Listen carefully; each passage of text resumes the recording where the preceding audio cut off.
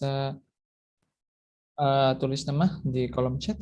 Saya buka saja. Assalamualaikum warahmatullahi wabarakatuh. Selamat pagi semuanya. Semoga semuanya dalam keadaan sehat. Waalaikumsalam warahmatullahi wabarakatuh. Oke, suara saya jelas ya? Jelas, Pak. Oke, kita mulai.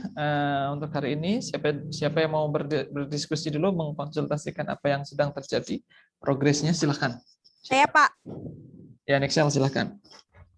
Pak, saya mau nanya, Pak. Hmm. Jadi, saya tuh belakangan ini saya kepikiran sama judul sama proposal saya. Kan proposal saya itu bahas tentang gender ya, Pak ya. Ya, Terus saya juga kan udah baca teks mentor sampai bawah dan beberapa kali. Nah, saya mau nanya, Pak, gimana caranya masukin opini kita tentang isu tersebut di dalam proposal kita, Pak. Jadi pembaca itu maksudnya nggak mikir fokus kita tuh kemana-mana gitu, karena pribadi fokus saya sendiri itu hanya mencakup gender di dalam pendidikan aja, di dunia pendidikan gitu, Pak. Soalnya kan banyak ya, Pak ya, isu yang tentang gender tuh sensitif bagi orang gitu, Pak. Saya nggak mau dinilai kayak menganut paham apa gitu. Gitu, Pak. Caranya gimana sih, Pak? Paham apa? Coba kamu udah nulis belum? Coba di-share, bisa nggak? Kau pakai apa ini? Pakai laptop. Coba di-share. Sebentar. Jadi itu ya, Pak, yang maksudnya proposal saya. Oh iya, sejauh Pak. mana? Jadi nanti saya bisa komen, oh ini dimasukin apa, ini dimasukin apa gitu. Oke, Pak. Bentar ya, Pak. Oke. Kita tunggu ya, sharing dari siapa ini tadi? Excel.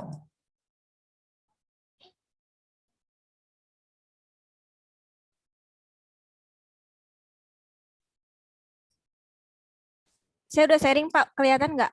Kelihatan. Oke. Nah, kamu itu Sebentar, mau Pak. di mana? Di sebagian mana yang kamu bingung nulisnya?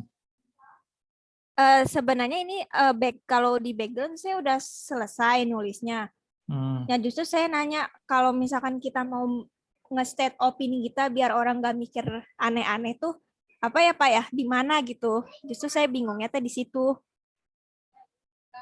Oke. Nah, misalnya ini coba jangan kemana-mana dulu ya. Semuanya Ya, Pak. coba kalian lihat di halaman 1.1. Nah, di halaman 1.1 itu kan gender is interesting issue, research bla bla bla bla bla. Oke, sudah bagus. Kemudian yang kalimat terakhir, gender in every classroom is nah ini is become bukan is become ya. Has become itu benar. Nah, Oh iya, Pak. Has become a part of the gender manifestation in educational context. Maksudnya ini apa? Saya juga bingung bacanya yang kalimat terakhir. Jadi gender di dalam kelas bahasa Inggris itu juga jadi bagian dari maksudnya gini. Jadi bagian dari manifestasi gender di dalam dunia pendidikan. Nah, dalam konteks pendidikan gitu, Pak. Manifestasi gender itu maksudnya apa? Ini kan terlalu tinggi bahasanya. Kalau manifestasi gender itu maksudnya gimana? Yang kamu maksudkan?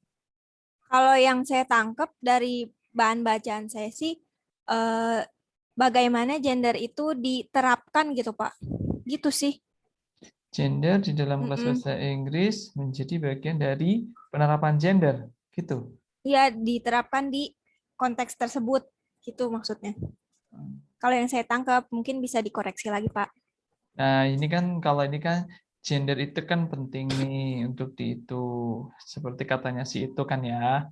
Iya, Kemudian ini terbukti dengan banyaknya penelitian tentang gender di sosial linguistik, ekonomi, political dan seterusnya. Gender tidak hanya termanifestasi dalam tersebut, tetapi gender is not only manifest in fact like what we have been mentioned above.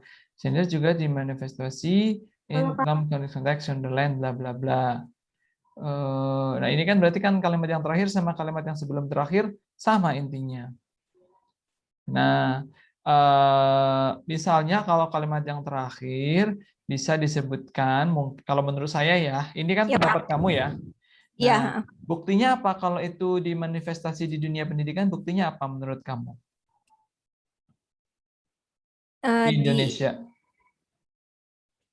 bawah sih Pak itu yang maksudnya yang penggambaran di dalam textbooknya itu loh. Bukan, belum ke textbook. Oh iya, Di Indonesia sendiri, gender itu dimanifestasi di dalam pendidikan, dunia pendidikan. Itu buktinya di Indonesia apa menurut kamu? maksudnya kayak diterapkan gitu. Iya, manifestasi gender di dunia pendidikan di Indonesia yang kamu tahu apa contohnya?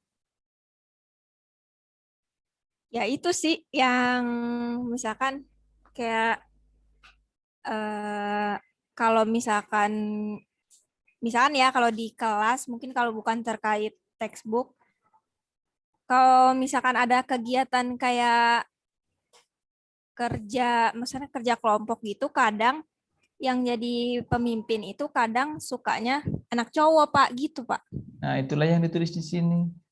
Setelah 1992 full stop. Kemudian, for example, in Indonesian context, most of the class, misalnya, is led by male instead of female. Itu kan sebagai satu contoh yang mengklarifikasi bahwasanya gender itu sebuah isu yang nyata.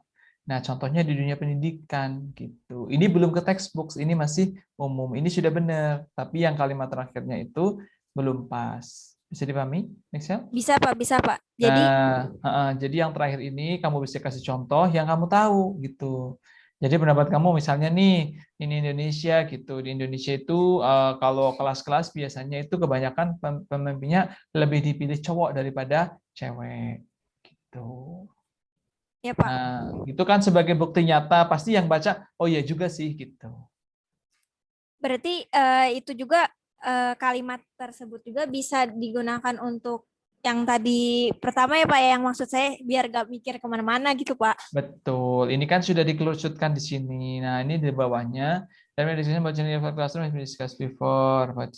Nah, ini baru the learning materials, bla bla discussion about gender. Ini sudah benar. Kemudian, terus kamu bingungnya lagi di mana? Coba di scroll ke bawah. Ya udah sesuai.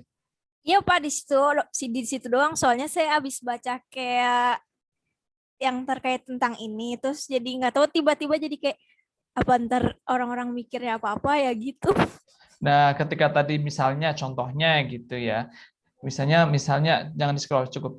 Contohnya adalah for example, kebanyakan kelas di Indonesia itu dipimpin oleh laki-laki. Padahal secara konstitusi itu cewek dan cowok sama aja, titik.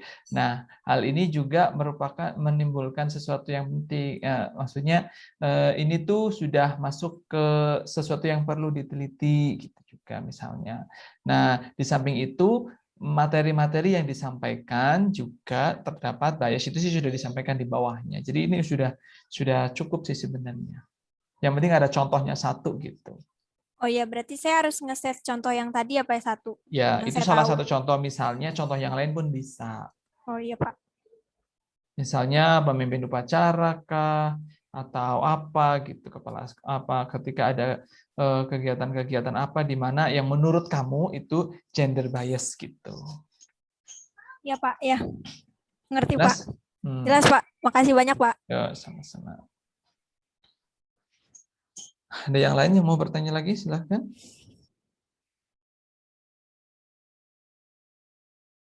Halo? Bapak saya. Silakan. Pak, kan bab 1 saya tuh RQ-nya itu ada 2 tadinya. Cuman sama pembimbing saya tuh menurut beliau kurang nyambung antara RQ1 sama RQ2. Terus saya ajukan lagi kan. Nah, terus beliau juga kasih saran ke saya untuk pakai 3 RQ. Soalnya kan itu katanya masih nyambung gitu, Pak. Tapi saya mikir kok saya kayak out dari teks mentor saya gitu, Pak. Yang pertama kan what are inhibiting factors, yang kedua what teachers perception, kata beliau emang nggak nyambung, mestinya what are inhibiting factors, terus yang kedua why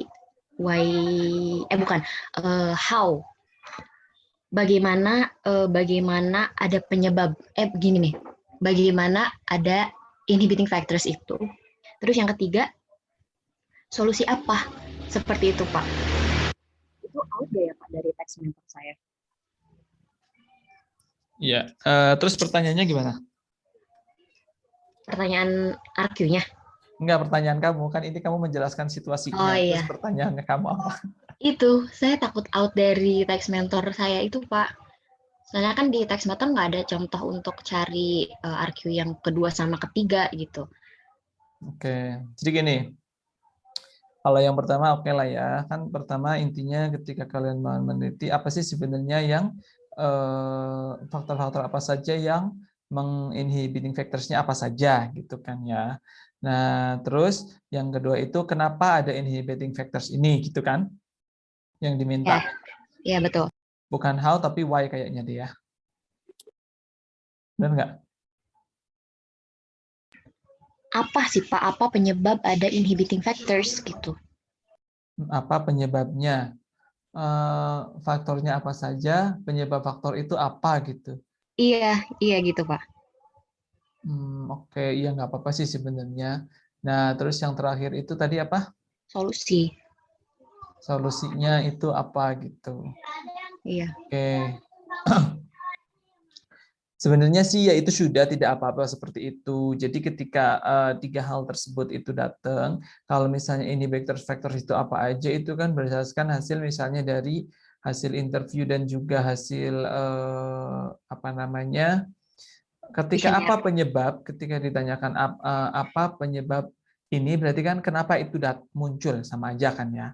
Nah, maka inhibiting factors ini misalnya sudah ketemu 5, kan ada teorinya tuh inhibiting factors.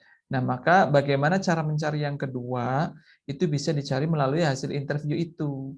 Ketika dari hasil interview kan ditanyakan, kamu kenapa? Misalnya apa sih yang kalian rasakan? Apa yang menyebabkan kalian misalnya takut untuk belajar bahasa Inggris, takut untuk ngomong karena gurunya galak. Nah, ketika kamu ngomong gurunya galak, nah, itu kan berarti bisa masuk ke kategori yang dari inhibiting factors itu. Kan inhibiting factors itu kan punya beberapa poin.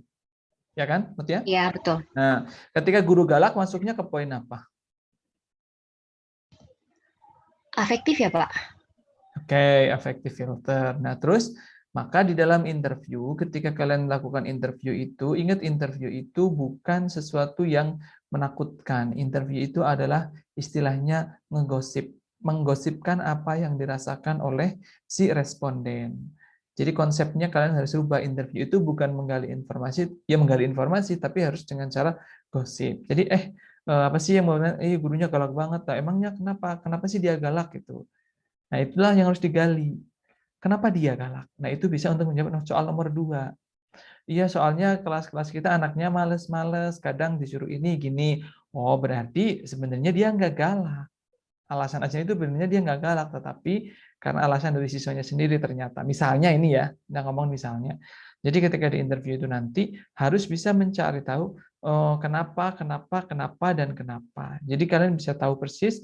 Nah, dari alasan-alasan yang diucapkan, jawaban-jawaban yang diucapkan dari si responden itu nanti akan bisa decoding atau bisa dikodekan. Oh, kalau kayak gini berarti asumsinya gini gitu. Kalau kayak tadi misalnya, soalnya kita nggak ngerjain, kita disuruh ngerjain malah kita main-main dulu. Makanya dia tuh suka teriak-teriak, gurunya teh galak gitu.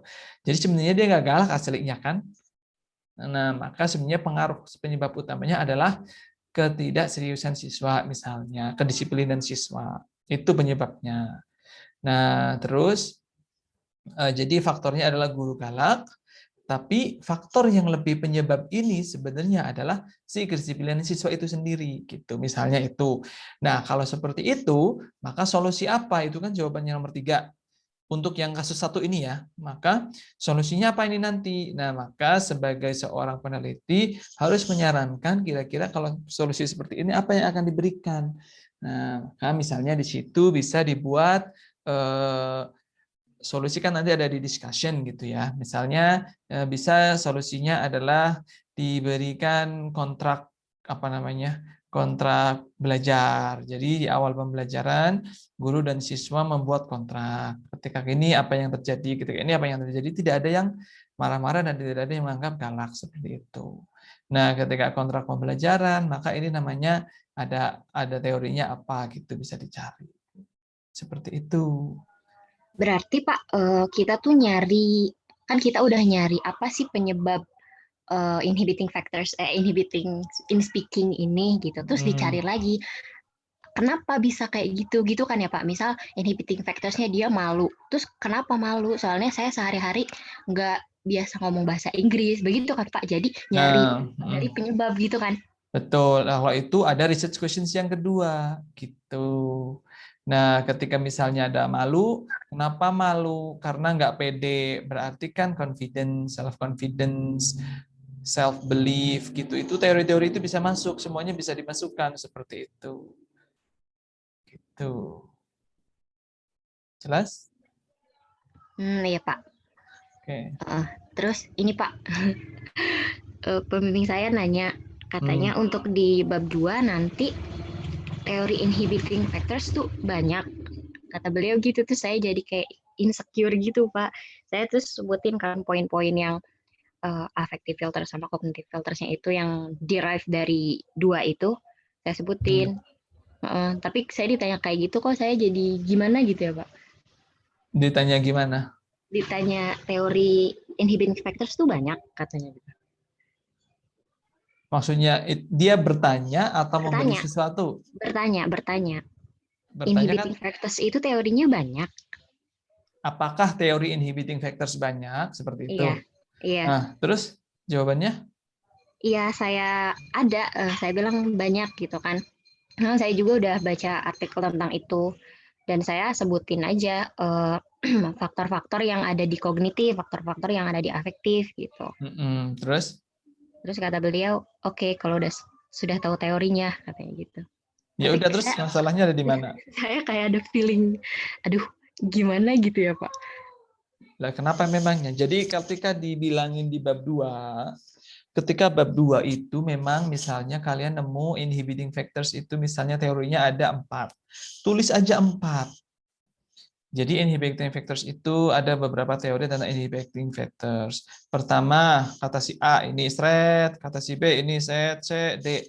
Nah, untuk yang inhibiting factors yang kalian gunakan kan cuma satu. Maka ditulislah yang di paling terakhir. Nah, yang terakhir ini. Nah, itu yang lebih detail. Nah, kalau menurut ini gini. Nah, untuk di dalam penelitian ini, nah yang dipakai nanti itu ada di bab 3-nya. Nah, inhibiting factors yang dipakai itu disesuaikan dengan teorinya si D gitu kan, ABCD. Si D gitu. Nah, kenapa ABC perlu ditampilkan di situ? Karena itu nanti untuk disesuaikan gunakan dalam discussion di bab 4. Di bab 4 itu nanti ada discussion, di discussion itu kan harus menyangkutkan tentang teori-teori yang lain. Oh iya, ternyata kalau menurut teori D ini kan kayak gini. Ini nih sebenarnya mirip nih dengan apa yang dikatakan dengan teorinya si C. Tapi kalau dengan teori si C itu namanya ini gitu. Nah, ini juga sama dengan teorinya si A, tapi namanya kalau di A pakainya ini gitu. Bisa dipahami? Nanti ya? Bisa Pak. Berarti nanti di bab 2 juga kita masukin teori-teori yang nggak kita pakai gitu kan, bukan scope of the study kita gitu. Ya. Yang di D itu kita cantumin yang kita pakai aja. Iya. Gitu, Pak. Tapi di bab 2 itu semua yang di situ itu nanti akan dipakai, tidak sia-sia di situ, tidak hanya panjangan saja. Nah, misalnya ya dipakai misalnya nanti ketika di bab 4 untuk discussion-nya gitu. Jadi nggak asal random-random ditaruh di situ. Jadi ketika kalian jualan misalnya nih, kalian jualan yang namanya misalnya apa ya, ubi misalnya. Ini loh kita tuh jualan ubi. Nah, kita punya keripik ubi misalnya. Nah, keripik ubi itu ada macam-macam. Jadi kalian misalnya di tokonya itu di depan itu digambar beberapa gambar ubi gini. Ini ubi ini ubi ini. Nah, yang paling bagus ini ubi Cilembu misalnya gitu ya. Nah, produk kita itu pakainya ubi Cilembu bukan ubi yang ini. Makanya hasilnya seperti ini. Maka ubi Cilembu itu dibahas pasti lebih banyak dibandingkan yang lain. Maksudnya konsep seperti itu ya. Iya Pak, oke Pak, insya Allah paham Pak. Oke, jadi gitu. Nah, nanti ketika di bab 4, ketika ada orang yang datang, customer, menjelaskan, maka dijelaskannya adalah itu namanya discussion. Nah, ini loh kalau dibikin umbi cilembu, ini warnanya seperti ini, maka dia akan bentuknya seperti ini. Ketika rasanya crispy lain, kalau pakai umbi yang itu. Kalau umbi yang itu kayak gini. Kalau umbi yang itu tuh kayak gini, gitu. Makanya pakai umbi yang ini aja. Gitu. Seperti itu. Oke Pak, jadi pakai yang 3 research questions itu ya Pak? Iya, bisa itu. Oke Pak, makasih Pak. Ya, sama-sama. Yang lain?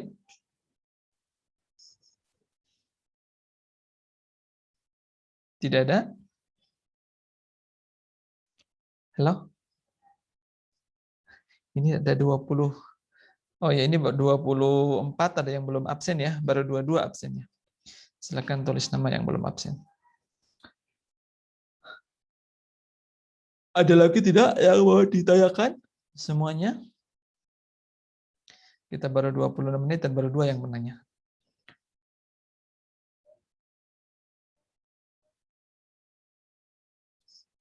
Tidak ada? Ini?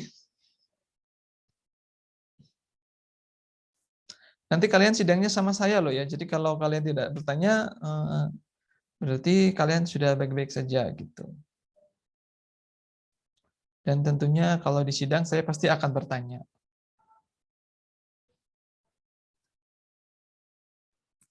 Bapak, Ya, silakan. maaf Pak, tadi yang kata Bapak itu, yang contoh dari kita itu, kita perlu menambahkan referensi nggak? Kalau ada boleh, tapi kalau ada itu bagus. Tapi kalau misalnya hal ini merupakan sesuatu yang umum dan bisa berterima, ya itu tidak masalah sebenarnya tanpa referensi. Ya, jadi kayak misal sebenarnya ini umum. Soalnya saya ngalamin tuh di sekolah tuh hampir SMP sama SMA gitu semua gitu. Ya Gitu, berarti Pak. sebenarnya kalau ya sebenarnya nggak apa-apa, makanya itu nggak apa-apa. Tapi kalau misalnya mau ditambahin contoh itu lebih ada sumbernya lebih bagus lagi, tapi tidak harus ada gitu. Oh ya Karena udah, Pak. referensinya sudah banyak seperti itu. Kasih, Pak. Oke. Yang lain?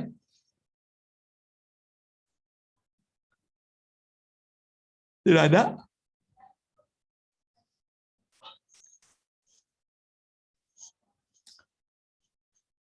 Ini mau sudahan atau gimana ini? Kalau sudah tidak ada, kita ngapain ya diam-diaman kayak gini?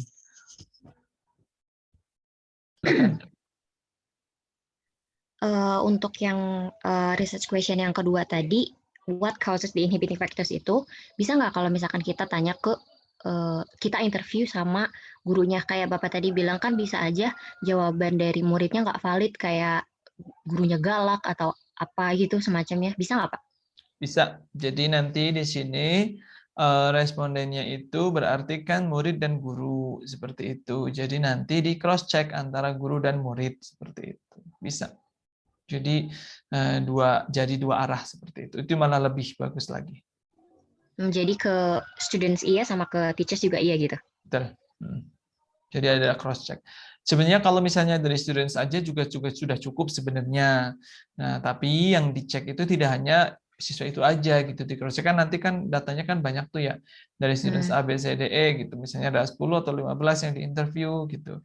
Dikasih kuesioner, dari kuesioner misalnya dikasih 30. Nah, kemudian tapi yang mau diinterview misalnya cuma 15. Nah, dari 15 itu kan nanti akan kelihatan pattern-nya seperti itu. Nah, misal kayak tadi Bapak bilang, kalau misal ada yang bilang gurunya galak itu, kita bisa tahu dari mana? Maksudnya? Ya di cross check dari jawaban-jawaban kan di kuesioner ada, itu kan cuma contoh aja ya. Oh, jadi seberapa banyak gitu orang yang bilang kayak gitu Pak? Nah, ketika dia cuma tidak begitu signifikan kan nanti gini, poin-poin misalnya inhibiting factors itu kan diklasifikasikan, ada klasifikasinya. Nah, klasifikasi itulah yang diangkat. Jadi misalnya jawaban responden bisa saja beda-beda, tetapi poinnya jadi sama. Misalnya, kalian sebut makanan ini rasanya gimana? Makanan Sunda itu rasanya gimana?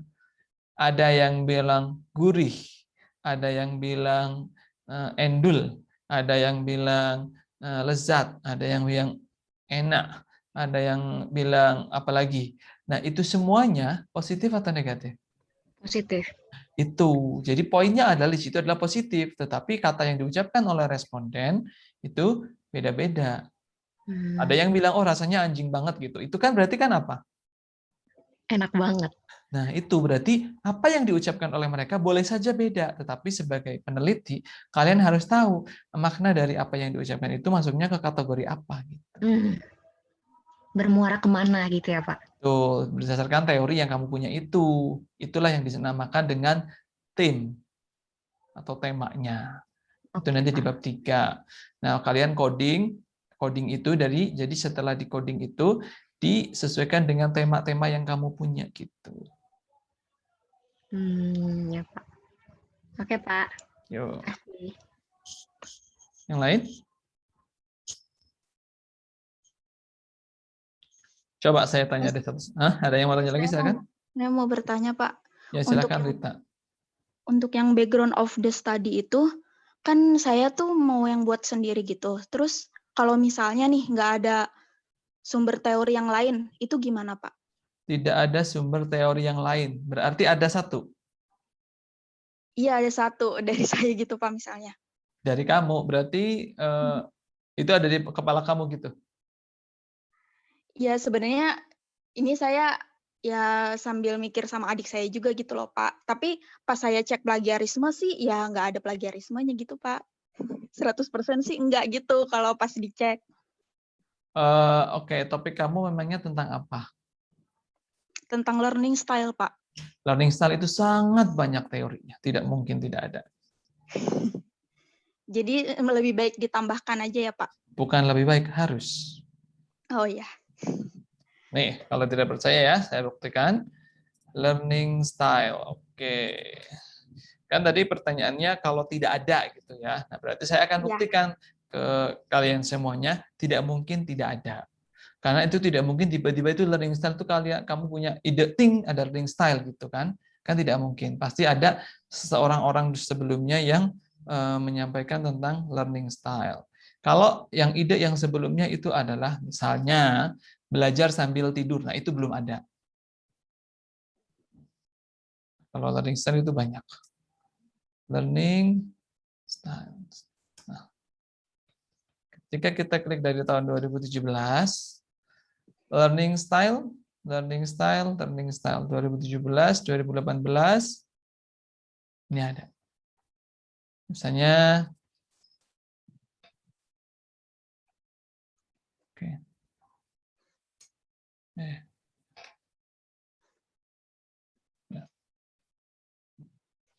In English, ini sejak tahun 2017 ini ada 2020 ini Taylor and Francis, ini terindeks Scopus. Learning style and teaching style ini kan ada berarti teorinya, nggak mungkin nggak ada. Untuk batas tahunnya, Pak? Batas tahunnya itu sebenarnya sih sebaiknya ya yang terbaru aja gitu. Nah ini kayak gini misalnya 2020 ini kan baru tahun kemarin. Gitu. 2017 juga nggak apa-apa dipakai. Ini effects learning style based activities. Nah ini juga ada. Jadi nggak mungkin kalau kamu bilang nggak ada itunya gitu. Ini ketemu dalam kalian lihat ini ya. 162.000 hasil dalam waktu 0,03 detik. Gitu. Jadi kalau di antara kalian ada yang bilang, "Pak, nggak ada sumbernya." Oke, apa kata kuncinya apa? Pasti ada. Jadi kamu tidak harus menggunakan 162.000 ini, paling nggak kamu menggunakan 2 atau 3 seperti itu. Ini JES ini A Survey of Indonesian EFL Learners by Gender Kinesthetic Learning Style. Nah, ini dari terindeks itu Sinta 2 ini juga bisa dipakai. Ini dari Indonesia. Universitas Muhammadiyah Sidoarjo. Gitu. Apakah jelas, Rita? Iya jelas, Pak. Baik, Pak. Untuk saya mau nanya lagi, Pak. Untuk kayak pengambilan data gitu, itu apa harus kayak 3 tahap, mesti interview, dokumentasi, dan observasi, atau interview aja juga nggak apa-apa, Pak? Pengambilan data itu tidak harus 3, tetapi sangat disarankan lebih dari 1. Kenapa lebih dari 1? Untuk meng-cross-check kebenaran data yang satu dengan data yang lainnya. Misalnya kalian sebar hanya interview, kuesioner saja, share. Kan kalian tidak tahu, kalian tidak bisa mengontrol apakah mereka benar-benar mengisi dengan serius atau tidak. Kan ada saja misalnya responden yang ngisi, malas dibayar juga enggak. Kalau di luar negeri, mengisi seperti itu biasanya kalau yang internasional gitu ya, ditungguin, dijagain, dikasih makan, dikasih uang transport. Kalau membantu penelitian seperti itu, maka mereka ngisinya itu dengan sungguh-sungguh. Nah, pertanyaannya kalau di sini, apalagi S1, ya kan biasanya sukarela gitu kan ya. Nah, kan belum tentu semua orang itu sukarela. Kan kadang ada yang, ya udahlah yang penting ngisi, centang aja semuanya, centang tanpa dibaca. Nah, itu untuk menghindari seperti itu, maka kan datanya beberapa tidak valid. Maka sebaiknya menggunakan data collection yang lain, yaitu misalnya interview. Nah, dari interview itu nanti di cross check, loh, ngisinya gini, tapi kok bilangnya gini, berarti kan ada yang tidak sesuai. Nah, maka yang tidak sesuai itu yang lebih bisa dipercaya yang mana gitu. Biasanya sih pastinya interview gitu ya, daripada si kuesioner. Maka datanya itu bisa dieliminasi sebagai data rusak seperti itu. Dan dari interview pun kalian juga tidak boleh memaksa, harus semuanya dijawab. Ketika ada orang yang diinterview dan jawabannya ya nggak tahu, oh berarti memang dia nggak mau memberikan informasi. Jadi kemungkinan data kuesioner yang dikerjakan oleh dia itu ya asal-asalan, interviewnya aja asal-asalan gitu. Dan ingat interview itu yang bersifat santai gitu. Bisa dipahami, Rita? Bisa, Pak. Jadi lebih baik maksudnya harus ada selain itu ya Pak, kayak ditambah dokumentasinya juga, terus observasi gitu. Iya, betul. Misalnya ditambahkan dengan documentation itu, misalnya pembelajarannya nilainya apa? Oh, dia bilang, oh saya pakai semua journey learning style. Terus hasil interviewnya, apakah nilai kamu bagus? Iya bagus. Kamu puas? Iya puas. Nah, ternyata setelah dicek nilainya jelek. Terus kemudian catatan gurunya, oh dia jarang masuk. Berarti kan ada sesuatu yang tidak konkret, tidak nyambung. Gitu. Jelas ya? Iya Pak, terima kasih. Ya, sama-sama. Yang lain? Ada yang mau ditanyakan? Silahkan.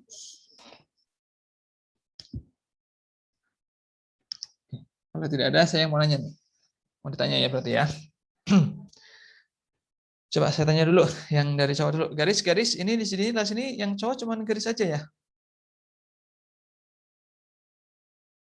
Ini garisnya ada nggak ini? Ya Pak. Selain kamu ada nggak? Oh ada Auli Abda, sorry. Auli Abda tapi kan transfer ya, beda cerita ya. Iya Pak. Garis sudah sampai bab berapa? Garis masih ada di bab 1 Pak. Belum niatnya mungkin minggu ini mau bimbingan lagi. Sebelumnya udah bimbingan. Baru bimbingan pertama itu kita judul sama jelasin judul dulu. Pas gitu kita ditanya nantinya mau kayak gimana deh gitu kata Pak FS itu. Akhirnya kita cerita kita mau nelitinya kayak garis kan nelitinya mau vocab ya Pak. Pakai yang Quizlet application itu. Nah, jadi garis ngejelasin nanti kayak nelitinya mau di sekolah ini. Nah, Pak Uji itu ngejelasin tuh bagaimana cara menulis latar belakang kayak misalnya kayak kenapa kita pilih sekolah itu bukan karena semisal di sekolah itu kita ada kenal guru dan nanti dijelasin di latar belakang itu nggak kayak gitu, pokoknya harus akademis gitu. Nah, garis baru latar belakang belum semua latar belakang belum semua sih, tapi yang bab 1 itu setelah ininya udah dikerjain juga Pak. Jadi baru bab 1. Cuma latar belakang mau ada yang ditambahin lagi. Ada yang dibingungkan nggak, Garis? Sejauh ini sih yang dijelasin Pak FS itu udah jelas ya. Cuma mau tahu aja nanti ketika bimbingan apa yang diperbaiki gitu. Dan kamu sendiri mengalami kebingungan atau tidak? Apa? Kamu sendiri mengalami kebingungan atau tidak? Sejauh ini awalnya bingung ya, tapi pas bimbingan pertama itu karena Pak FS ngejelasinnya jelas banget dari latar belakang itu bikinnya gini loh deh, kan gitu ya Pak FS tuh. Jelas kita, cuma mungkin dalam nanti penulisan atau gimananya bahasanya kurang ininya, belum tahu sih Pak itu. Oke, yang penting sambil jalan ya. Oh iya, yang harus kalian ketahui semuanya, tidak semua dosen itu paham dengan semua jenis penelitian. Misalnya saya itu tidak paham kalau misalnya penelitiannya tentu punyanya Sinixel. Kayak misalnya itu tentang analisis apa sih, apa nih namanya, bla bla bla analisis. Ya itu Pak. Ya. Nah itu tuh saya nggak paham analisis itu seperti apa gitu, karena itu ranahnya Pak Alan. Jadi kenapa saya tetap ada kelas seperti ini ya, untuk diskusi seperti ini. Jadi bagaimana kondisi kalian dengan dosen pembimbing kalian? Ada masalah tidak dalam berkomunikasi? Biasanya garis oke saja, syukur alhamdulillah. Nah, Ya Pak, kayak model kan penelitian saya itu kalau dilihat-lihat ya, kalau dari lihat teks mentor dan lain-lain itu pakai kuantitatif ya Pak ya. Cuma Pak FS ini dia lebih ke apa ya, kualitatif gitu orangnya apa. Jadi kuantitatif Pak FS waktu itu bilangnya gimana ya? Saya kuantitatif masih kurang begitulah Dek, tapi kalau kalau pakai kualitatif saya bisa bantu bimbingnya kayak gitu sih Pak. Cuma nanti saya lihat-lihat lagi, mikir untuk metodenya itu Pak. Oke, kalau seperti itu, mau metode kuantitatif atau kualitatif, memang kalau di dunia bahasa itu sebaiknya kualitatif, tidak kuantitatif. Karena kalau untuk penelitian kuantitatif itu di dunia internasional itu dipakai kebanyakan ya, bukan semua, itu untuk yang dunia sains. Jadi yang fix namanya kuantitatif itu kan berhubungan dengan angka. Gampangnya mikir seperti itu. Jadi nanti respondennya yang sampai ribuan, 10.000, 20.000 gitu. Biasanya. Jadi kayak misalnya kuantitatif itu untuk yang biologi. Misalnya kalau kalian makan ini, kalian jadi gimana? Apakah sakit perut apa enggak gitu. Jadi dites dari misalnya 10.000 orang. Dan dari 10.000 orang itu nanti yang sakit perut 9.000. Berarti kan otomatis, oh ini berarti bikin sakit perut, intinya gitu. Itu biasanya kalau yang berhubungan dengan kuantitatif. Kalau di dunia bahasa, itu memang disarankan menggunakan kualitatif. Karena di dunia bahasa itu tidak ada rumus 1 + 1 sama dengan 2. Itu tidak seperti itu. Misalnya, saya hari ini menyampaikan 1 jam. Ketika saya menghadapi kalian semua, saya panggil satu-satu, apa vocabulary apa yang hari ini kamu dapatkan dari kelas, misalnya saya pas lagi ngajar kalian itu kelas semester kemarin lah pakai bahasa Inggris gitu kan. Saya nyampainya 10. Saya tanya satu-satu, kamu apa kata yang didapatkan? Nggak ada. Ternyata 10 tambah punyanya kalian berapa, ditambah 10 yang saya berikan, masih ketemunya 0. Ada yang menangkap banyak, ada yang sedikit. Itulah kenapa disebut dengan kualitatif. Bisa dipahami ya sampai sini, garis? Iya, bisa Pak, bisa Pak. Ya. Jadi kalau kualitatif itu yang penting ada deskripsinya gitu. Makanya kecenderungan di dunia penelitian sosial humaniora kayak misalnya bahasa Inggris di sini menggunakan kualitatif, dan interview itulah yang menjadi andalan. Karena harapannya dari interview itu deskripsi bisa digambarkan. Kayak misalnya tadi disampaikan punyanya si siapa tadi? Mutia misalnya. Gurunya galak. Nah, kenapa memangnya galak? Soalnya gini-gini. Oh, emangnya contohnya seperti apa gitu. Jadi bisa dipertanyakan contohnya.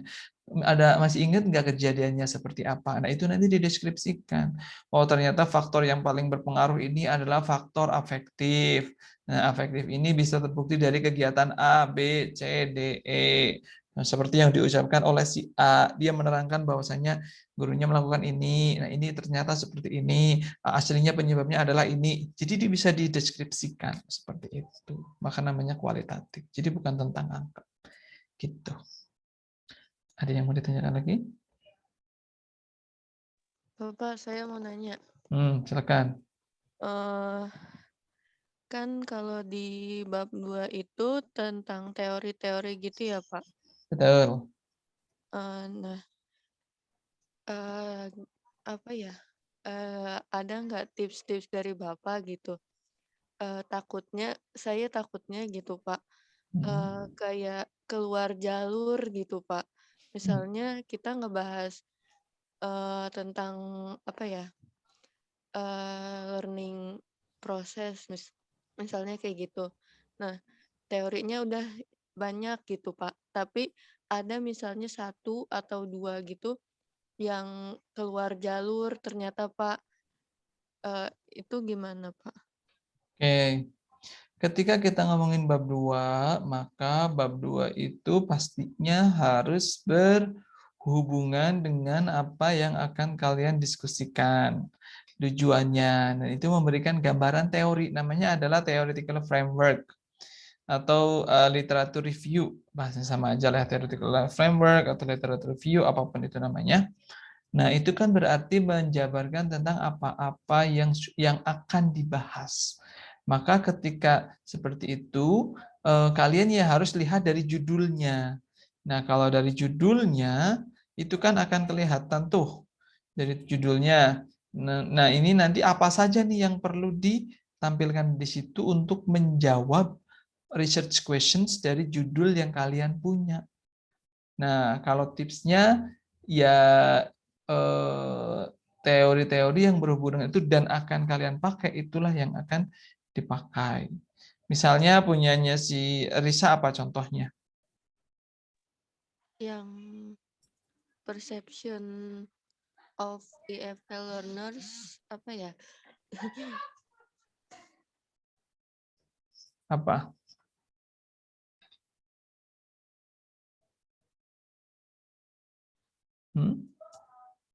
Kalian harus hafal ya. Maksudnya judul sendiri gitu ya. Iya, Pak. Apa contohnya? Perception of EFL learners about digital learning activities during online learning. Oke. Nah, seperti itu maka perception itu harus ada di situ. Kemudian online learning juga ada di situ gitu. Yang paling banyak tetapi dan terus kemudian EFL learners juga ada di situ. Nah, itulah 3 hal itu paling tidak. Sesuai dengan judulnya. Nah, misalnya saya mau buka ini satu contoh, sebentar saya coba share screen dulu. Nah, ini ya. Saya buka random ya, ini sesuai dengan apa yang tadi disampaikan saja. Misalnya Chinese EFL Learners Perceptions of Peer Oral and Written Feedback. Ini 2018 masih baru. Ini juga terindeks Scopus Language Awareness karena dia dari Taylor and Francis. Saya yakin, walaupun saya belum memastikan, kita cek saja ya. Nama jurnalnya adalah apa ini? Language Awareness. Nah, sekarang kita cek coba. Oke. Belum pernah saya search ya. Ini saya juga lagi belum ngecek. Saya biasanya sih kalau Taylor and Francis dia, nah ini di UK Taylor and Francis dia pasti terindeks Scopus. Dia Q berapa coba? Q1 berarti ini yang sudah di level paling tinggi. Oke, jelas ya? Nah, kita coba lihat, mari kita coba. Mari kita coba. Semoga ini tidak lagi down ya. Soalnya kemarin ini lagi down. Oh, tidak down. Alhamdulillah ya. Nah, ketika kita lihat seperti ini tahun 2018, oke. Ini saya, nah, introduction, research background, kemudian kita lihat ke bawah research background ada apa? Methodology. Maka research background itu di situ mengandung literatur review. Oke, jelas ya sampai sini ya. Nah, ketika ini mengandung literatur review, karena ini artikel maka tidak akan banyak. Kalau kalian lihat di sini Chinese EFL Learners Perceptions, maka poin yang penting di sini adalah learners perception. Kemudian ada oral and written feedback. Itu ada dua hal yang penting di sini, yaitu oral and written feedback, kemudian learners perception. Nah, saya belum baca, ini introduction, kemudian research background. Nah, ketika kita lihat di sini, kemudian scaffolding refers to kind and reasonable competent adult, bla bla bla, writing. Maka di sini pasti ini masih umum. Nah, ini tentang, nah inilah yang saya maksudkan ya. Research background itu tentang, jadi yang namanya ini oral and written feedback, berarti kan dia berikan feedback. Benar nggak? Tahu artinya feedback kan ya, Risa ya? Iya, Pak. Dan yang lainnya. Nah, feedback itu yang berikan orang lain atau diri sendiri? Orang lain. Tujuannya untuk? Mengetahui pendapat gitu, bukan, Pak? Orang memberikan feedback tujuannya untuk? Untuk apa ya? Timbal balik gitu, bukan? Misalnya saya kasih tanggapan mungkin ya. Memberikan? Tanggapan. Bukan. Supaya si yang diberi feedback menjadi Ada perubahan lebih baik. lebih baik lagi. Nah, berarti itu harus dilakukan di lingkungan sosial. Nah, inilah teori yang dipakai. Socio-cultural teorinya punya si Vygotsky tahun 1978. Jadi digambarkan secara umum. Kalau Vygotsky bilang itu, ya ini saya baru pertama kali buka ya. Human itu, ya, human learning and development itu ya terjadi melalui collaborative activities di dunia sosial. Nah, kemudian ada kegiatan namanya writing. Nah, ini writing ini adalah recursive, yaitu socially constructed process invention. Kegiatan yang terjadi di dunia sosial. Kata siapa? Kata si ini. Karena itu, the assistance of competent peers through collaborative activities potential development in writing that occurs. Zone proximal development. Nah, oleh karena itu nih, pendampingan atau asistensi dari orang yang lebih bisa. Nah, ini kan berarti kan masih membahas tentang feedback, orang yang akan memberi feedback di dalam dunia kolaboratif aktivitas, memberikan potensi untuk menulis menjadi lebih baik sehingga mencapai pencapaian yang paling tinggi, proximal development gitu. Nah, ini kemudian kegiatannya melalui scaffolding. Memberikan bantuan. Nah, bantuannya ini nanti kan ada beberapa jenis bantuan. Saya yakin di bawah set. Salah satunya adalah feedback. Gitu, kita ke bawah. Nah, ini kan langsung masuk di sini feedback ini. Dari social cultural ini dan development teori, ada dua teori yang diangkat. Kemudian constructivism leads to the popularity of the peer feedback activity. Inilah di sini dikenalkan. Maka di dunia konstruktivisme itu menggiring orang-orang untuk melakukan yang namanya peer feedback yang melibatkan social interaction between peers dan cognitive engagement. Gitu. Maka disebutkan di sini. Nah, baru di sini masuk peer feedback. Banyak sudah diteliti itu peer feedback. Gitu. Ada peer revision dan seterusnya. Bla bla bla. Oke.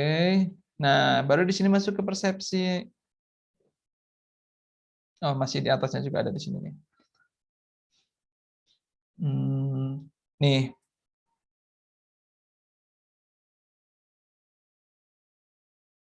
Level setting yang admin found an even lower ratio. Ini di sini masuknya. How students perceive the quality of their peers' feedback determines their revision and improvement to their writings. Ini sudah diteliti pada tahun 93, bagaimana si siswa berpersepsi memulai pandangan tentang quality dari feedback itu menentukan. Tulisan lu jelek tahu, maka dia pasti harus banyak yang direvisi. Oh, tulisanmu udah bagus banget gitu. Baru itu dari berarti udah sedikit aja deh gitu. Menentukan improvementnya gitu. Oleh karena itu bla bla bla seterusnya. Nih previous research on talent perception juga sudah gitu. Jadi semuanya yang dituliskan di bab 2 ini ya harus semuanya nyambung gitu. Makanya kalau saya tanya tadi, kamu judulnya apa? Lupa gitu. Kalau tidak hafal di luar kepala ya pasti nantinya topik-topiknya aja, poinnya nanti akan bingung. Jadi kalau kalian lihat di sini judulnya, ini adalah persepsi dan juga peer oral and written feedback dan feedback ini gitu. Jadi apa? Nah, kalau deskripsi ini di bab 2 kalian bisa sebutkan kan disebutkan misalnya persepsi tentang tadi online learning ya, Risa ya. Iya, Pak. Nah, online learning yang kamu maksudkan itu yang seperti apa di konteks di Indonesia? Online learning itu kayak gini, kayak gini, kayak gini. Nah, di Indonesia sendiri itu seperti apa? Itu harus disebutkan. Jadi nanti yang membaca itu paham, oh jadi kamu mau meneliti yang ini ya. Ternyata online learning di Indonesia itu hanya sebagian kecil dari online learning yang ada di dunia internasional gitu. Berarti kalau perception juga kayak tahap-tahapannya gitu, berarti masuk nggak, Pak, kalau kayak gitu? Maksudnya tahap-tahapan tuh gimana? Tahap terjadinya persepsi gitu. Boleh. Ini kalau kalian mau ini ya, ini kalau artikel kayak gini kan sedikit ya. Iya. Nah, nih saya tunjukkan. Kalian tahu ini ya. Jadi kampus-kampus internasional di luar itu biasanya dia itu bisa menjadi nah, oke. Jadi kalian bisa search di sini nih, Library Auckland. Biasanya saya cari-cari di sini nih. Acak ya. Ingat ya kalian apa namanya? Generasi milenial ya harus yang gaul gitu ya. Nah, misalnya kita mau nih database, kita klik sini coba ya. Saya tunjukkan kalian. Ini nanti kalian. Nah, apa yang mau kalian cari? Academic articles atau yang lain. Nah, misalnya kita lihat dari kita bahasa Inggris ya. Maka misalnya kita ambil dari English. Klik coba.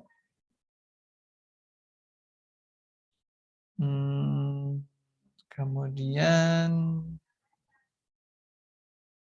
sebentar. Jangan dari situ deh. Lupa saya. Saya lupa carinya. Oke, dari sininya.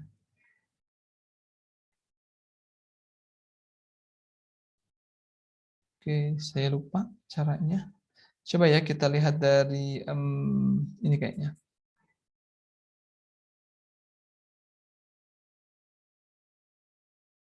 Nah, ini kita coba misalnya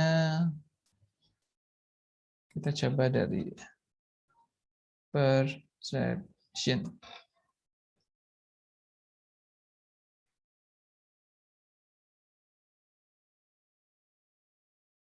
Oke.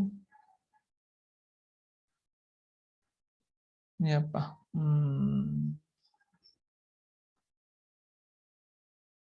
Saya lupa carinya di mana nih. Sebentar ya, saya coba cari-cari dulu. Ya kita cari-cari bareng-bareng. Jadi di sini itu kita bisa ngambil apa namanya? Oke, sebentar. Kita coba dari awal. Itu saya lupa carinya gimana. Databases, kemudian kita cari di. Jadi saya bisa akses banyak tentang itu apa namanya? PhD, tesis disertasi gitu. Coba kita cari dari library-nya aja.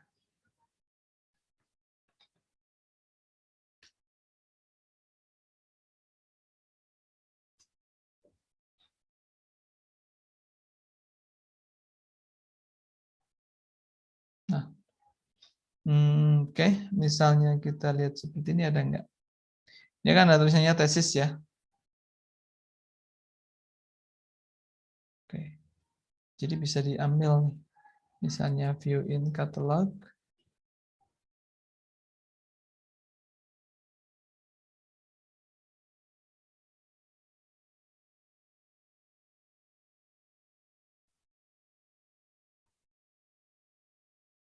Oke, sebentar. Ini dari sini deh. Coba kita coba.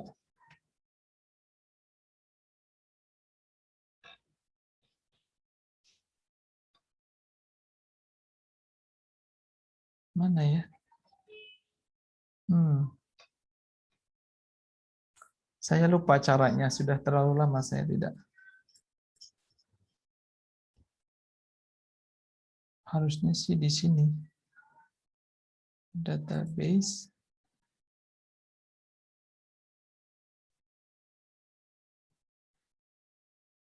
Faculty of, misalnya kita education aja ya.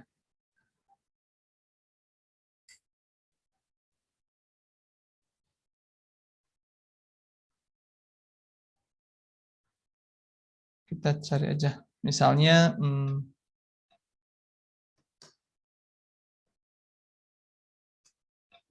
siapa tahu ketemu. Nggak ada. Oke, misalnya kita hanya pakai ini aja.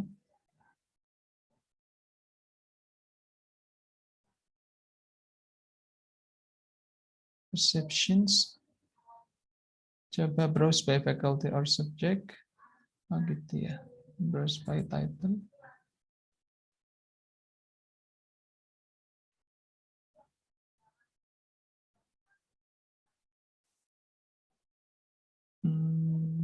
Kita coba dari education juga.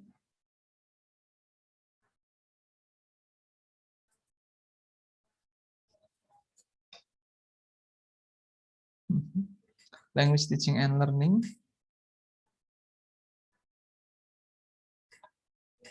Oke. Maka kita research methodology, thesis. Nah, ini maksud saya ini nih dari sini. Oke. Nah. Bisa enggak dari sini?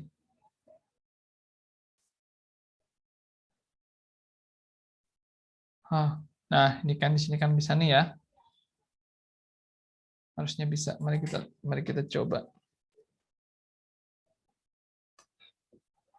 Kalian masih di sini enggak?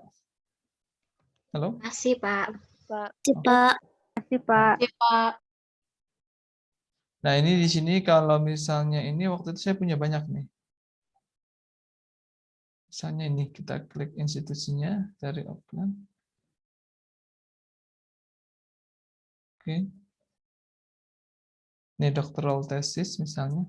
Ini kita bisa lihat untuk itunya. Ini tentang language nih. Mana nih? Coba kita klik. Bisa diakses nggak? Saya waktu itu udah pernah ngumpulin tuh, bisa kan? Mana? Biasanya banyak ya. Nah, ini nih researchspace.auckland.sg bla bla bla bla bla bla. Ini. Nah, ketika kalian mau melihat ini bisa di-download tuh. Bisa. Main full text bentar. Coba kita buka ini. Oke, bukan. Saya lupa, udah itu.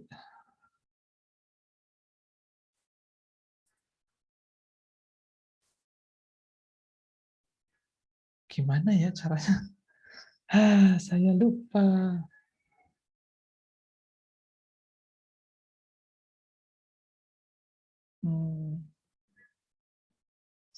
Coba kita cek lagi. Coba. Nah, ini kayaknya ya.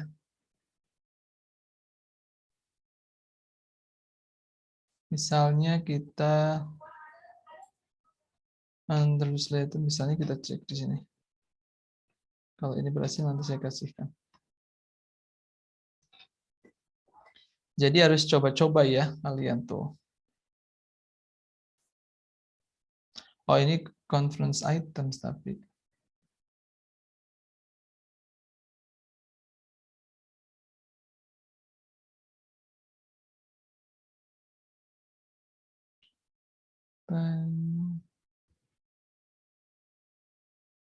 Bentar.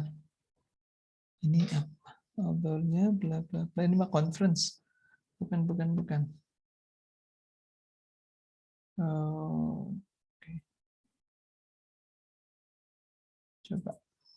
Coba klik yang ini.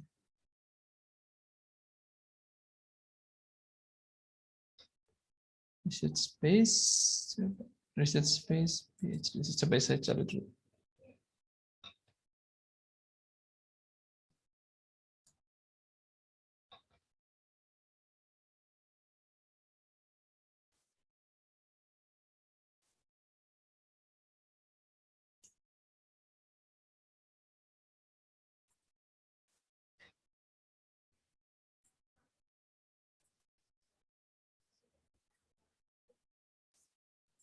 Sambil mendengar yang mau ditanyakan, sambil melihat ini. Bapak, kalau proceeding conference itu nggak boleh, bukan Pak? Please proceeding apa? Dari conference. Boleh. Itu kan artikel juga. Oke, saya kira nggak boleh Pak. Boleh. Oh ini nih. PhD thesis online. Master thesis online. Coba ya, kita cobain ya. Karena waktu itu saya banyak banget download PhD, doctoral PhD. Oh ya bisa nih. Hai. Tadi nyari lu lama gitu ya. Misalnya kita coba ya, kita pakai kata ini. Misalnya. Perception, chocolate, race, effect, musical aptitude, illness perception, coping, bla bla bla. Coba cari yang ada kata English-nya ya. Banyak banget soalnya. Oke. Coba. Kita tambahin.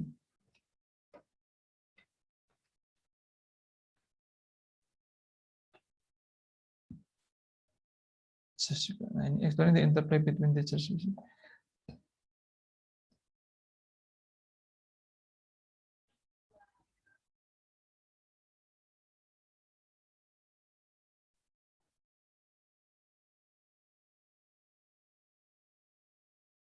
ada perception, ini teachers language perceptions, bla bla bla. Ini juga ada ya. Kita lihat ini aja ya. Ya, Pak. Oke. Nah, misalnya kita buka ini, harusnya bisa ya.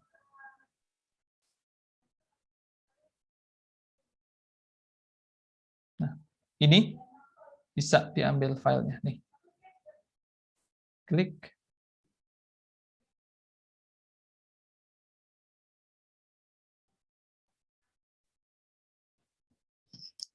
Ini saya ambil untuk yang tesis, berarti tesis itu yang S3 ya. PhD berarti ini S3. Nah, jadi kalau kalian mau lihat universitas ini, Auckland ini, teman saya ada di sana, jadi ini sangat-sangat susah untuk bisa lolos di sana. Nah, jadi maksud saya kalian belajar dari sini gitu. Nah, ini kan bisa diakses, ada 300 halaman. Nah, kalian bisa melihat dari di bagian judulnya kan tadi sudah ya. Nih. Introduction, background of the study. Nah, kemudian di sini ada literature review. Gitu. Language policy planning, in the education. Ini ada. Jadi semua yang dipakai di situ adalah sesuatu yang berhubungan dengan yang ada di situ gitu. Tapi ini sangat detail. Nah, kalau ini tidak sesuai, tidak cocok dengan punya kalian, ini sudah yang mengumpulkan adalah mahasiswa PhD, maka sangat-sangat baik apabila dijadikan sebagai referensi. Ini nggak nyambung, cari yang lain gitu caranya. Bisa dipahami ya? Iya, Pak. Oke, ini saya share linknya di WhatsApp. Jadi kalau ada nanti kalian pas ya nggak bisa Pak, nemu itunya. Aduh, kalau seperti itu menurut kalian saya harus berkata apa? Kan sudah ditunjukkan gitu. Yang dibutuhkan adalah komitmennya untuk melakukannya gitu. Dari master juga bisa. Misalnya, oke, nggak sesuai. Add filters misalnya. Di title itu mengandung misalnya apa tadi? Online ya. Iya, online learning. Misalnya online. Nah, misalnya ini persepsinya dihilangkan. Misalnya mengandung, misalnya mau ditambahin lagi apa tadi, English misalnya. Coba aja kan ya, siapa tahu ada. Gini caranya. Tidak ada. Misalnya ini dihilangkan.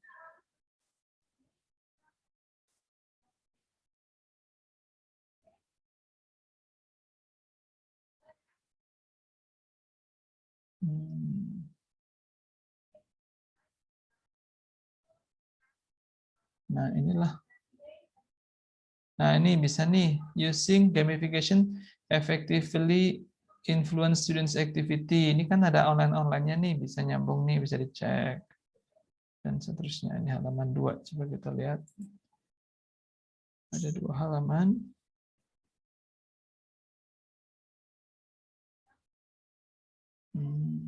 Oke. Nah, ini tidak banyak kan ya, karena memang topiknya tidak begitu. Itu coba kalau pakai topik saya nih, misalnya.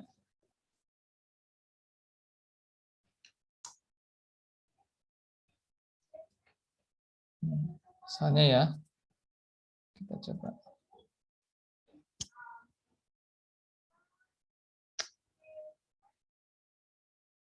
Banyak, ada 8. Gitu. Jadi intinya kalian coba-cobalah, nggak ada juga coba kalau hanya misalnya sudah pernah saya cari. Coba cari. Oh, ini harus dibuang dulu. Set apply.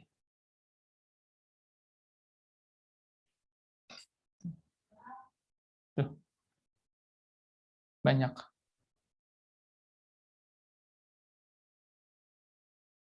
(149) halaman. Dikalikan ini berapa? Gitu. Jadi memang harus cari topik yang mendunia gitu. Jadi Risa, apa yang mau kamu teliti, apa yang akan disampaikan itulah yang harus ada di bab 2 gitu. Kalau saya tanya kamu mau meneliti apa, bisa jawab nggak sekarang? Nanti saya bisa sampaikan apa yang harus kamu tuliskan di situ. Kenapa, Pak? Apa yang mau kamu teliti nantinya? Persepsi EFL learners, persepsi EFL learners about digital learning activities selama online learning gitu. Perception of Judulnya apa coba? Perception of EFL learners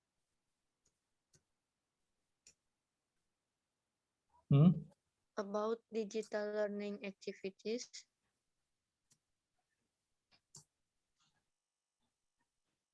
during online learning.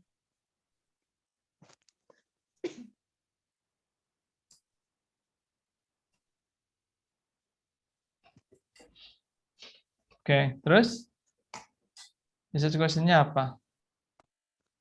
Research question-nya lupa. Jadi itu jangan sampai lupa ya.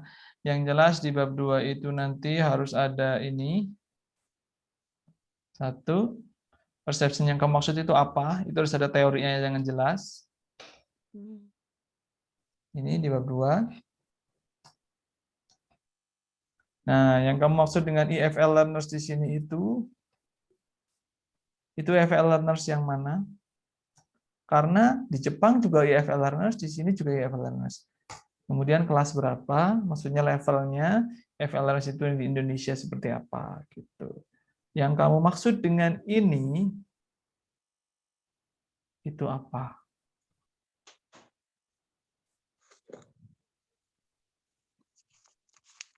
Nah, ini apa yang kamu maksud dengan ini? Ini semua harus ada di bab 2 kamu. Oh, ini juga. Jadi urut-urutannya gini. Nah, gitu. Jadi persepsi ini ya, ini yang harus ada di bab 2 kamu ya. Jadi buat kalian semuanya ya harus lihat judulnya. Persepsi. Kan mau mengetahui pasti akan mengetahui persepsi. Persepsi itu apa aja, fungsinya apa, hubungannya apa. Nah, kemudian evaluasi itu adalah yang maksud dengan eval itu seperti ini. Nah, tapi evaluasi itu macam-macamnya banyak, macam-macam dari negara ini. Nah, salah satu evaluasi itu ada di Indonesia. Evaluasi itu di Indonesia itu adalah yang di SMP, SMA itu. Nah, di SMP, SMA itu nah ini nanti akan nyambung ke online learning. Jadi mereka juga punya persepsi. Nah, ini evaluasi sudah. Kemudian online learning. Nah, online learning yang terjadi di Indonesia, online learning adalah kegiatan ini. Nah, di Indonesia sudah ada COVID-19. Nah, sejak itu pemerintah melakukan pembelajaran online. Nah, pembelajaran online yang dilakukan itu dimungkinkan dilakukan dengan apa-apa dan apa gitu. Misalnya disarankan menggunakan ini. Nah, ini harus sesuai dengan kenyataan yang ada di Indonesia. Kemudian yang terakhir, pada digital learning activities-nya. Nah, karena pembelajarannya tadi menggunakan ini yang di atas, maka digital learning activities adalah ini teorinya, bla bla bla bla bla. Di Indonesia, digital learning yang terjadi adalah ini, dan ini. Nah, barulah nanti di pencarian datanya, persepsi adalah, jadi yang mempunyai persepsi itu ya learners yang disebutkan di bab 2 ini. Gitu. Jadi nanti di bab 3 disebutkan jadi yang mau diteliti di sini adalah EFL respondennya adalah EFL learners dari yang ada di bab 2 ini tadi. Nah, yang dimaksud dengan online learning, kemudian digital learning-nya apa? Jadi topik-topik coding, tema-tema yang dijadikan coding itu ya berdasarkan si persepsi-persepsi teori yang ada di persepsi di atas ini gitu. Bisa dipahami? Bisa, Pak. Berarti saling nyambung gitu ya, Pak? Betul, semuanya harus nyambung. Namanya kan juga academic report. Gitu. Jadi tidak bisa kalian tiba-tiba nulis di situ ya. Itu yang kalau senior-senior kalian gitu ya. Misalnya the nature of writing. Nah, fungsinya apa? Ditaruh di situ gitu. EFL learners adalah ya kalau tidak disangkut, kamu bisa menyebutkan EFL learners adalah peserta didik yang tidak menggunakan bahasa Inggris sebagai bahasa pertama atau kedua mereka. Iya, semua orang juga tahu teori mana seperti itu. EFL learners mempunyai karakteristik ini. Karakteristik yang dijelaskan itu semua itu ada juga bisa dipakai oleh orang Belanda. Sedangkan yang dipakai di sini bukan tentang orang Belanda ataupun bukan orang Afrika. Bisa dipahami ya sampai sini? Bisa, Pak. Jadi umum dikerucutkan ke spesifiknya. Nah, EFLRS itu salah satunya di Indonesia, itulah yang harus dibanyakan gitu. Di Indonesia itu belajarnya menggunakan kurikulum ini. Nah, materi-materinya ini. Kontennya contohnya ini. Jadi nanti ketika dengan persepsi, ya persepsinya nyambung. Oh, karena materinya ini, maka persepsinya seperti ini gitu. Jadi semuanya ini nyambung semua gitu. Iya, Oke, ada yang mau ditanyakan lagi? Apa ya? Ini Pak, kan waktu pas kemarin Bapak ngasih tahu yang Mendeley itu Pak. Itu buat referensis kan ya Pak? Nah, yang di laptop, yang di Word ini kan ada yang referensis yang di apa style ini Pak. Ini apa bedanya? Ada beda atau sama aja Pak? Beda. Bentar, kok ini error? Nah, ini yang ini ya. Sebentar, saya buka dulu. Saya buka dulu my Mendeley. Ini saya juga baru ngajarin kemarin. Ini makanya saya pegang kelas kalian itu supaya saya juga bisa menyampaikan hal-hal seperti ini. Kalau yang di kelas 6B sudah saya sampaikan. Karena mereka mata kuliah academic writing dengan saya gitu. Jadi saya sudah sampaikan. Saya ini juga sekarang lagi ngajar mata kuliah academic writing untuk semester 4. Jadi saya sampaikan juga. Gitu. Oke, bedanya ya. Oke, mana tadi? Oke, ini, kemudian itu. Oke. Nah, ini misalnya contohnya ini. Judul kamu kan ya? Iya. Oke. Saya sekarang lagi menjelaskan Mendeley sedikit.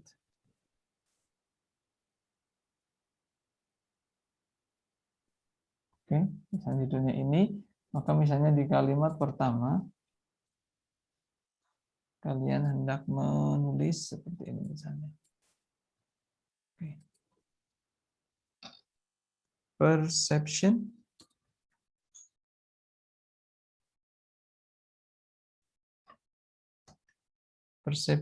is very important in English classroom. Ini kata siapa? Misalnya ya. Nah, bedanya ketika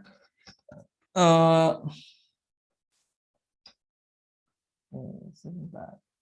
Nah, ketika saya short incitation, di sini saya sudah punya ini. Kelihatan ya tadi ya? Ini kelihatan? Kelihatan, Pak. Jadi saya sudah punya list beberapa artikel yang sudah saya masukkan ke sini. Nah, ini semuanya. Dan ini semua saya kelompokkan menjadi beberapa kelompok. Ada asking question, content assessment, washback. Nah, ini misalnya mau create folder yang lain baru boleh. Nah, maka saya di sini misalnya saya sebutkan saja misalnya ini menurut ini. Nah, maksud saya ini. Ketik penulisnya siapa? Nah, misalnya saya, ini tulisan saya misalnya ini ada diambil dari situ gitu. Klik OK. Kenapa ini belum keluar? Nah, maka kalau seperti ini, nah, ketika di bagian misalnya sudah selesai nulisnya, kalian tinggal tulis. Maksud saya tinggal diklik yang ini. Nih, insert. Kan otomatis. Jelas? Jelas, Pak. Nah, ketika ini kenapa ya? Nah, misalnya harusnya di sini ada pilihannya. Kalau kalian melakukannya secara manual, ini kan pakai namanya reference manager. Nah, kalau ini kan otomatis. Misalnya kalian melakukannya secara manual, maka seperti ini manual tuh. Bentar. Dari sini. Iya. Add new sources. Itu kan lama. Tadi apa ya jenisnya? Oh, buku, oh, jurnal artikel. Ya udah jurnal artikel. Klik. Kalian tulis penulisnya siapa tadi. Misalnya, nah, sini kan dikasih contoh nih. Last name, first name misalnya.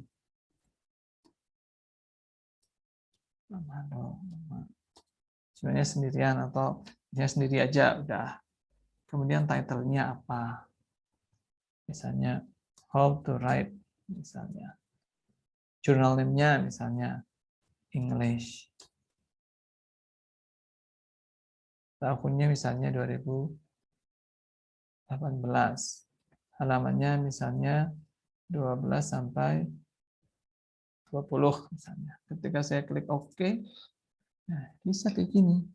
Maka kemudian kalian insert citation,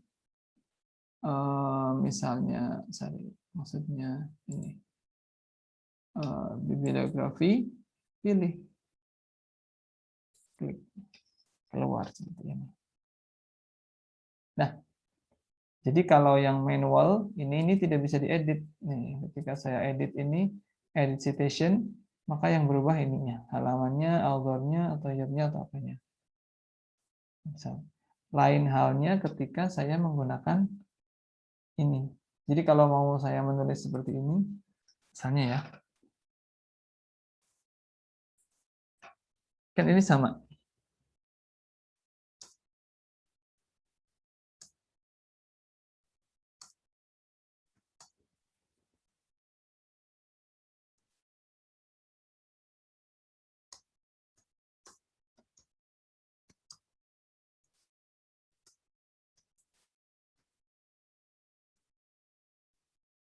Sama kan ya intinya. Tapi kalau ini saya menggunakan manual, ini saya tidak bisa edit. Saya tidak bisa keluarkan. Misalnya saya mau tulis kurung di sini, nggak bisa. error, nggak bisa saya ketik lagi. Ini saya hapus, nggak bisa. Tapi lain kalau, bentar. Alhamdulillah. Misalnya saya menggunakan Mendeley. Kalau pakai Mendeley itu bisa. Misalnya,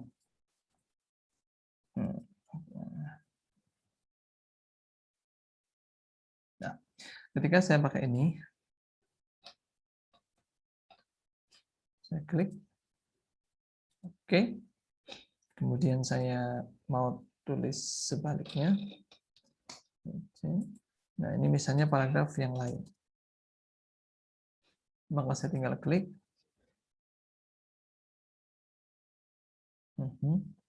Oke. Kemudian, nah, ketik. Nah, kalau ini bisa diedit. Ini, nah, otomatis kan ini tutup kurung. Komanya dihilangkan. Ini juga dihilangkan. Nah, ini bisa. Nah, keep manual edit. Nah, gini. Bisa dipahami? Bisa, Pak. Jadi kalau Mendeley ini bisa memudahkan kalian. Gitu. Ininya kalian dapat dari sini nih, file-filenya. Kalian bisa ini, misalnya kalian udah punya kumpulan artikel semuanya. Kalian tinggal ini, add files. Nah, ketika kelihatan nggak pop-up-nya? Kelihatan, Pak. Nah, ketika kalian punya pop-up, misalnya saya mau memasukin semua artikel yang saya punya. Misalnya ini, saya kan punya ini nih. Gimana ya ini? Bukan. Di mana saya simpan? Kayaknya di sini. Bukan juga. Saya lupa. Ada di misalnya, oh ini. Nah, ini kan, ini asas artikel isinya banyak. Nah, tentang itu. Ini juga ada tentang authentic assessment, saya juga sudah punya. Jadi saya tinggal masukin aja semuanya, ini bisa semuanya langsung saya masukin. Gitu. Jadi sini ini, Ctrl A. Ketika saya klik open, maka itu semuanya akan terupload ke sana. Gitu. Atau saya klik misalnya saya mau klik misalnya di sini add folder juga bisa. Nah, saya tinggal klik aja cari folder yang mana. Folder yang tadi dimasukin langsung masuk juga semuanya. Atau add entry manually. Nah, kalau add entry manually, ini kalau kalian tidak punya filenya, maka sama seperti yang kalian punya tadi, yang apa namanya? Apa tadi namanya? Yang manual, yang kayak di Microsoft Word yang bawaan. Oh, jenisnya book section. Jadi masukinnya di sini sekali. Nanti kapanpun kalian mau menulis akan bisa diupdate, diakses gitu. Ini tinggal diisi, disesuaikan. Semuanya diisi. Publisher-nya siapa, URL-nya ada enggak, DOI-nya, ISBN-nya, dan seterusnya. Jelas di sini?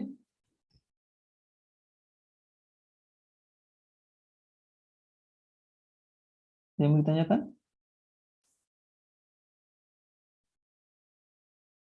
Tidak ada?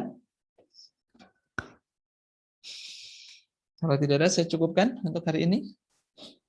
Bapak, saya mau nanya. Silakan, bisa. Belum. Kan kemarin saya udah bimbingan sama pembimbing saya, Pak.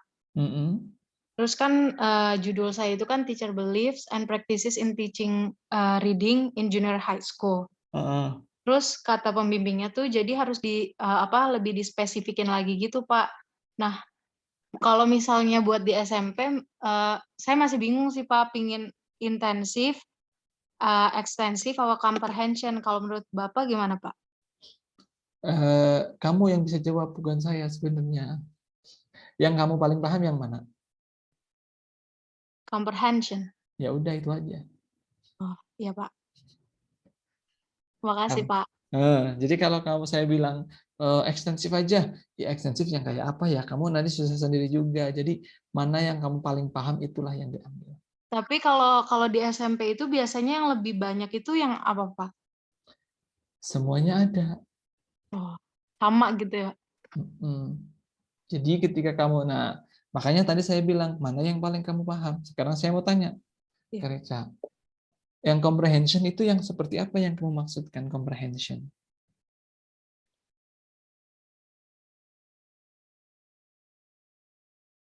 No, Rica?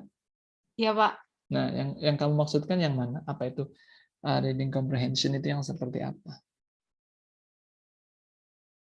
Bentar, Pak. Udah, tidak usah dijawab sekarang ya. Nah, itu Hmm. maksud saya, kenapa kamu harus memilih yang paling kamu pahamin gitu. Jadi kalau kamu paham sebuah teori, itu kan teori yang mau diangkat mana. Jadi Iya. kamu bisa mengaplikasikannya nanti di keadaan yang ada gitu. Jadi kalau istilahnya gini, oke, sekarang kalian semua ini harus membeli cabai. Ada cabai rawit, ada cabai apa lagi? Cabai rawit, cabai apa lagi sih? Cabai hijau, kemudian cabai merah sambal, ya kan? Sama Iya. cabai bendot misalnya. Mana yang paling kamu paham? Cabai rawit, Pak. Ya udah sana kamu belinya cabai rawit aja. Kamu ke pasar, oke? Kamu lihat cabai banyak itu. Tapi kan kalau kamu sudah tahu, oh saya tahu yang cabai rawit itu yang itu, jadi kamu nggak akan salah beli gitu. Iya. Kalau saya bilang, kamu maunya yang mana? Cabai rawit, Pak. Ya udah sekarang kamu pergi sana, ambilnya beli yang cabai bendot. Tahu cabai bendot nggak? Tahu. Nah, ya kalau tahu. Kalau nggak tahu kan kamu bisa aja bilangnya cabai bendot, tetapi yang dibeli adalah cabai hijau. Atau mungkin terong, mungkin saja kan? Iya, Pak. Atau mungkin timun, bisa aja gitu. Jadi kamu yang bisa menjawab sebenarnya. Mana yang paling kamu pahami gitu. Ya, makasih, Pak. Yuk, ada yang lain? Pak, Ya, silakan. sebenarnya ini bukan pertanyaan saya, Pak, pertanyaan Yolanda. Soalnya sinyalnya jelek, Pak. Oh iya, boleh. Nggak apa-apa, Pak. Iya, nggak apa-apa. Nah, jadi dia ini mau nanya, judul dia ini kan leveraging the use of social media in study ESL based on apa ini? Bentar. Pokoknya korpus, Pak, tadinya, Pak, based on korpus gitu. Terus in ESL in study ESL for teaching writing. Tadinya kan kayak gitu judulnya. Nah, tapi setelah dia baca ternyata judulnya ini pakai relasi, Pak. Nah, dan dia kesusahan di relasi gitu. Ada tips gak, Pak, kayak buat judul gimana caranya biar judulnya tuh deket-deket terkait masih kayak gitu, tapi dia nggak pakai relasi gitu, kayak misalkan kayak saya gitu, Pak. Itu judulnya sangat panjang dan sangat susah. Satu. Ya. Dari judulnya saja itu sudah sangat susah. Leveraging bla bla bla bla bla bla, saya sampai lupa. Coba kamu ulangi lagi. Leveraging the use of social media in study ESL for teaching writing. In study ESL for teaching writing. Ya. Nah, itu ya, Pak. Tinggal dibuang aja beberapa kata-katanya. Leveraging di sini berarti apa? Artinya secara sederhana. Kalau yang saya baca sih memaksimalkan penggunaan sih, Pak, artinya. Oke, intinya kan mau menggunakan itu untuk belajar writing. Intinya itu kan ya? Iya, Pak, sepertinya begitu, Pak. Nah, ya udah tinggal digituin aja. Leveraging the user in writing class. Udah beres. Maksud dia kalau ke judulnya kayak gitu terus tadi kayak dilain kayak Bapak itu masih pakai relasi gak, Pak? Ya enggak. Kan di sini kan ada dua hal yang itu adalah social media sama writing. Ya enggak? Iya. Ya udah itu dua hal itu. Jadi mau memanfaatkan sosial media di dalam mengajar writing. Sosial media itu nggak bisa ngapa-ngapain. Tetapi aktivitas yang dilakukan melalui sosial media itulah yang bisa dimanfaatkan.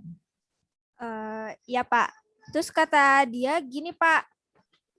Dia tuh pengen judulnya itu dikaitin sama textbook. Jadi gimana katanya dirubahnya gitu? Bisa nggak, Pak? Tujuan penelitiannya apa? Ya, Pak, saya juga bingung. Saya cuma menyampaikan, Pak. Berarti nih, yang namanya sosial media itu hal tersendiri. Textbook itu tersendiri. Kemudian writing. Nah, writing hubungannya sama sosial media bisa.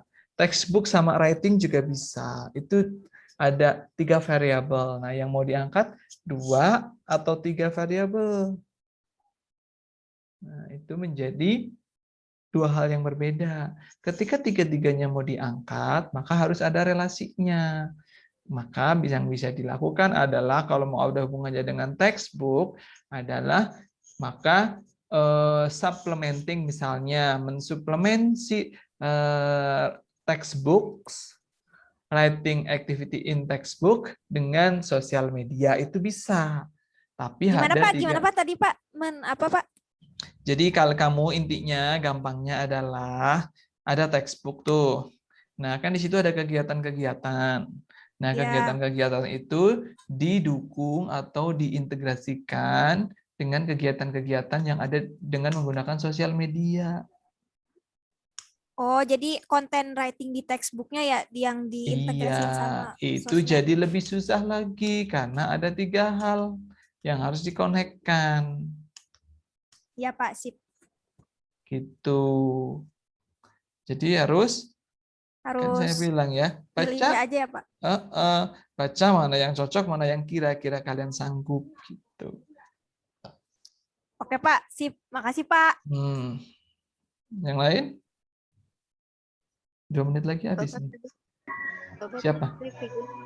Siapa yang mau nanya? Risa, iya kenapa? Iya tadi saya keluar Pak. Jadi kan saya sebelum-sebelumnya kan belum tahu Pak yang Mendeley itu. Jadi saya pakai yang manual. Itu nggak apa-apa kan ya Pak? Nggak Maksudnya, apa-apa. Nggak apa-apa. Karena tidak semua laptop itu, kadang kalau yang laptop sudah, kalau kayak laptop saya yang lama, itu tidak bisa Mendeley. Akhirnya saya buang laptopnya. Saya kasihin maksudnya, saya kasihin ke saudara saya beli lagi yang baru. Soalnya memang tidak semua laptop, kadang yang lama itu, laptop saya yang lama itu memang agak-agak error dan tidak bisa gitu. Mungkin ada beberapa di antara kalian yang memang tidak bisa pakai Mendeley, ya pakai yang manual. Cuman kalau pakai Mendeley jadi jauh lebih mudah. Makasih Pak. Oke. Yang lain? Pak, saya terakhir. Silakan. Yang apa penyebab dari inhibiting factors ini bisa muncul itu nanti kalau misalkan jawabannya masih masuk ke faktor-faktor afektif sama kognitif itu nggak apa-apa Pak. Yang kayak tadi misal malu, kenapa malu? Nggak pede, itu kan self confidence juga masih masuk ke affective filters gitu ya Pak. Itu nggak apa-apa Pak. Jadi masih ke situ-situ juga gitu kan. Itu kan jawaban untuk RQ ke-1 kan. What are inhibiting factors? Yang kedua, what causes the inhibiting factors? Jawabannya self confidence itu. Nanti bermuara ke situ lagi nggak apa-apa Pak. Iya sih sebenarnya, makanya saya itu juga research question-nya itu sebenarnya yang kedua itu nggak perlu sebenarnya, karena otomatis terjawab dari research question yang pertama. Tapi kalau dia maunya seperti itu pembimbingnya, ya udah nggak apa-apa. Yang penting kan ada dasar teorinya. Oh iya udah Pak, kalau kayak gitu. Oke. Bapak nanti saya mau minta video yang ini Pak. Yang mana nih? Ini recording Zoom ini. Ya nanti saya upload ya di YouTube. Oke, ada lagi? makasih, Pak. Tidak ada? Cukup? Pas waktunya pukul 9.40. Silahkan kalian semua berproses. Untuk yang mau mendaftar kampus mengajar, jangan lupa untuk disiapkan. Apakah sudah siap pada?